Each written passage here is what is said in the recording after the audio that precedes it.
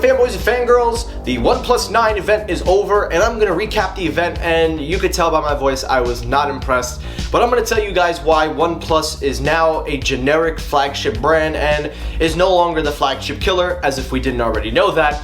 Also on today's episode, we're going to talk a couple of rumors relating to Apple and a couple of other things in the circle, but mainly we're going to focus on the OnePlus 9 Pro, and I'll explain more in details in today's episode. All of that on today's episode, so stay tuned.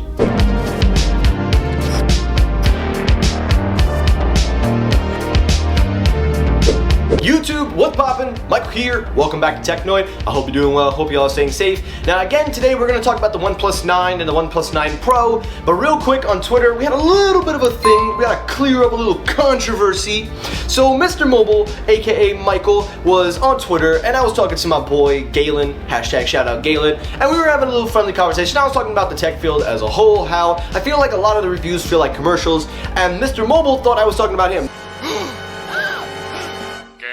Come on now, Michael. If you're watching this video, come on now. Why would I talk about you? And I cleared it up. I said, I'm not talking about you because you are a diehard Brooklyn boy just like myself, but also I really do like your videos, Michael. So we cleared all that up. So before anybody tells me, oh, you're hating on Mr. Mobile or you're hating on other people. No, I am not. I am just saying my opinion. I'm not classifying YouTubers. I'm not talking about other YouTubers. I'm just saying what I think, but Mr. Mobile is not one of them. So Michael, apologies if you thought I was talking about you. And also one day, like I said, I would like to take you for some Nathan's, maybe some Roll and Roost, and of course Junior's cheesecake on me. All paid and everything.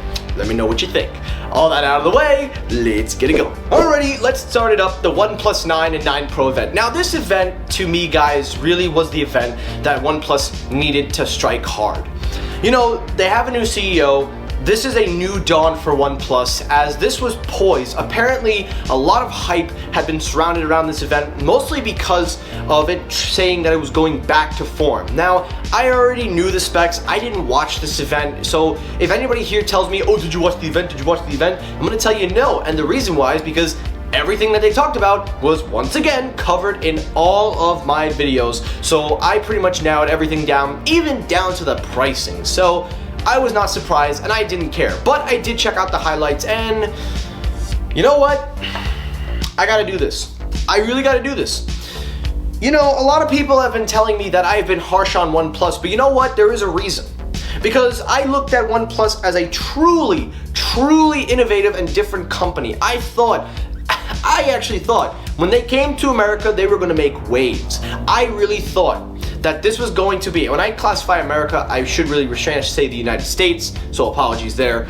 But when they came to the United States, I really thought that they were going to grab a nice, decent amount of market share, but they have proven time and time again that that is not the case.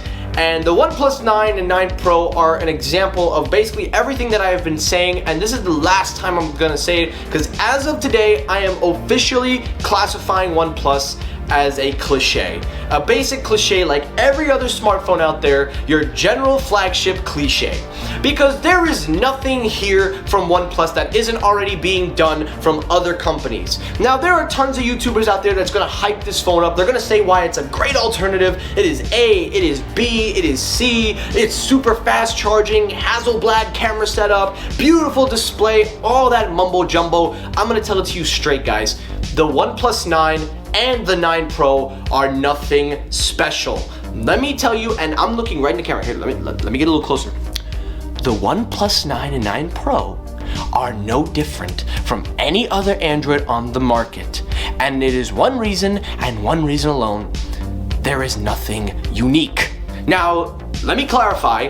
The OnePlus 9 on its own is a decent phone. For $700, $760, I can let that slide. The Pro, no. But even if I let one slide over the other, both of these phones don't bring anything to the table. Samsung has already gotten better phones in their lineup, even if they're priced out of the ball game. You've got Google in the wing working on their flagship, which actually are pretty decent, especially the mid-range size. And then you've got other Android manufacturers coming in from left and right and center. And then at the bottom, you've got OnePlus, who wants to be a true competitor. But when your phones classify similar to a Samsung, you know what's gonna happen. When people go into a store and they see, oh, you know, I see a OnePlus 9 or a OnePlus 9 Pro. Bro, what is that brand? Huh, it's priced like a Samsung. You know what, I'm gonna take a Samsung. That is a genuine reaction of what's gonna happen when people see this phone like they've been doing for time and time again. Now, I'm only talking about the United States, because outside of the United States, this phone will do well. That's not a problem. But here's my issue. OnePlus, you're not a flagship killer. You are a generic flagship company as flagship gets. You don't bring anything new to the table with this year's phone. Sure, your Hasselblad cameras are unique. I'll give you maybe some credit for that. Sure, you do have some nice fast charging. But again, we have seen this before from other companies, and especially from your umbrella of companies. And what amazes me is if you look at the tech specs, it's very similar to what is already being out there, but there are other phones that have a little bit better specs, like 16 gigabytes of RAM in a smartphone, which may be overkill, but hey, who knows? Some people like that. But the thing that disappoints me the most about this event is that there was a potential here for OnePlus to grab market share, make a big impact with carriers, and make a big impact overall, and they did not do any one of those things. Now, to all you OnePlus fans, if you're disliking this video, I don't care. Do what you want, but it doesn't change the fact that the OnePlus 9 and 9 Pro are not going to grab market share. They're going to continue to sit in the back of smartphone shelves, and they're definitely not going to make up for OnePlus's lack of enthusiasm for carriers. As a matter of fact, they don't even have a certificate for Verizon or AT&T 5G, so that to me is very questionable that two of the biggest cellular carriers in the United States won't even have certificates for their 5G. So let that sink in. But overall, this event was a wasted potential. It was a wasted opportunity, and most of all, it was a sin, because these phones could have been, and I'm not talking price, I'm talking about what they could have offered, blah, blah, blah. I could go on, and I get it. Some of you may not agree with what I'm saying, but at the end of the day, nothing any of you will say will change what I'm about to say and anything going forward about OnePlus.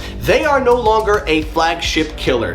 You know what they are? A generic flagship cliche. Been there, done that. And if you guys disagree, then you're just living in the shadows, my friends. It's time to embrace the sunlight. It's time to see Samsung. It is time to see Oppo. It is time to see Huawei. It is time to even see Vivo. It is time to see every Android manufacturer and realize that everything they're doing is no different from what OnePlus is doing, and it is a sin because there was so much potential to ride on this event. So you know what, guys? If you don't like my opinion, I don't care.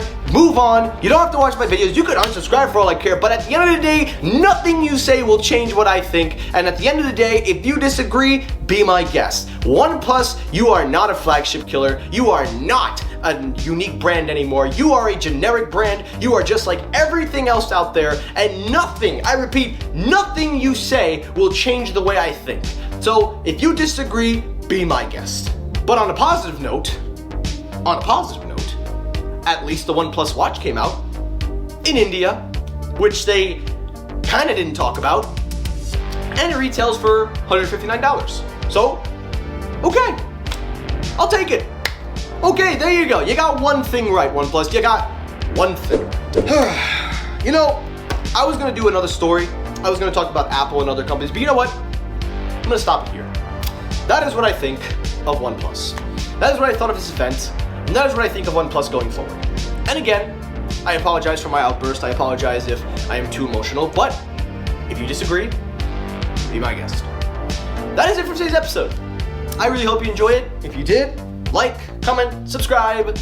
Thank you all for watching. I will cool down and possibly be hiding in my bomb shelter because I can definitely see a lot of attacks coming in from left, right, and center. So, better get my shield. Thank you for watching, and peace.